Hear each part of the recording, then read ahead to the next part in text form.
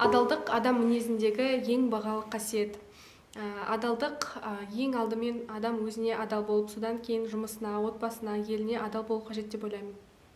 Абай атамыз айтқандай, ақылды да жүректі тең ұстау қажет деп ойлаймын. Сондықтан шешім қабылдар кезде жүректі де ақылды қолданып шешім қабылдау қажет.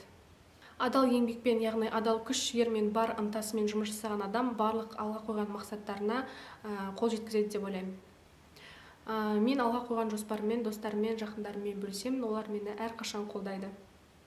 Мені алға ата-анамның маған деген артқан үміті алға сүйрейді.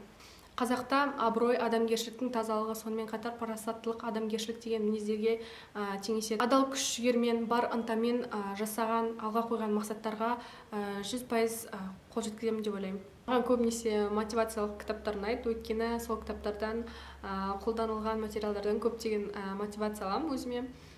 Олар Джон Кехоның «Түйсігімен ойла», сонымен қатар Мэг Джейдің «Важные годы» және Қуаныш Шонбайдың екінші болма кітабы. Өйткені ол кітаптардың ішінде көптеген мотивациялық әдебиеттер қолданған, материалдар қолданылған. Оларды өмірде алға қойған мақсатқа жету үшін қолданамын және қолданып жүрмін деп айта аламын.